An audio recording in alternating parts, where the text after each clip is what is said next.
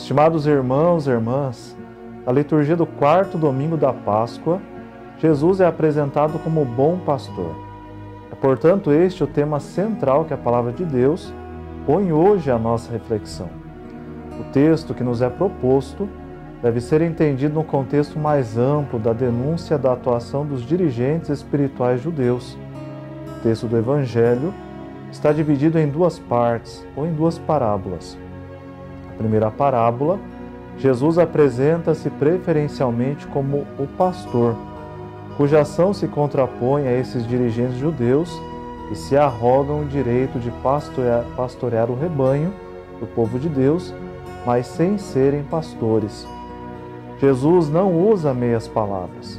Os dirigentes judeus são ladrões e bandidos que se servem das suas prerrogativas para explorar o povo e usam a violência para manter sob a sua escravidão. Aproximam-se do povo de Deus de forma abusiva e ilegítima, porque Deus não lhes confiou essa missão. Não entram pela porta. Foram eles que a usurparam. O seu objetivo não é o bem das ovelhas, mas o seu próprio interesse. Ao contrário, Jesus é o pastor que entra pela porta. Ele tem o mandato de Deus e a sua missão foi-lhe confiada pelo Pai. Como é que Jesus exercerá a sua missão de pastor? Em primeiro lugar, irá chamar as ovelhas.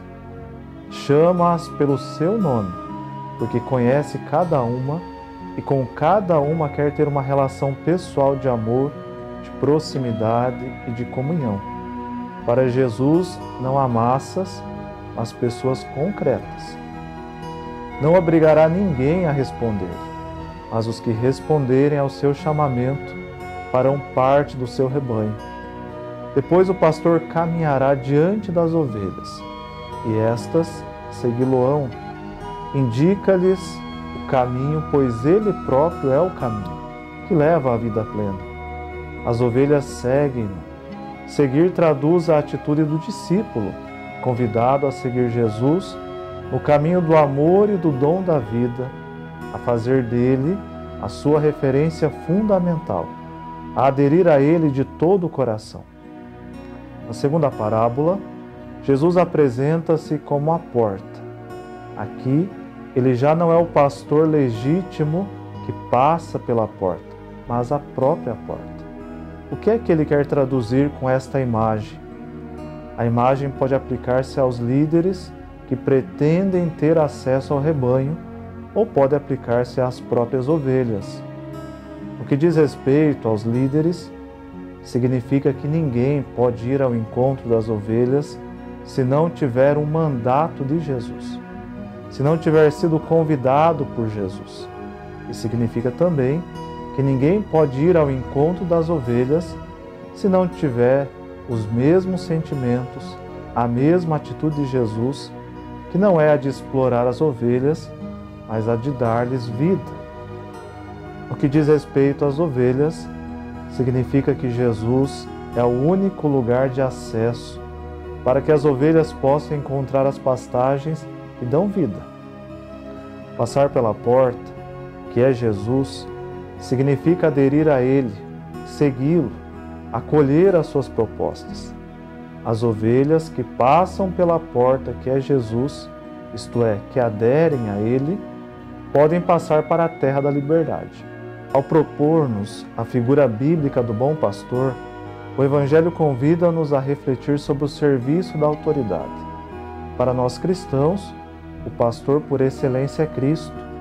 Ele recebeu do Pai a missão de conduzir o rebanho de Deus das trevas para a luz, da escravidão para a liberdade e da morte para a vida. O nosso pastor é de fato Cristo, ou temos outros pastores que nos arrastam e que são as referências fundamentais à volta das quais construímos a nossa existência?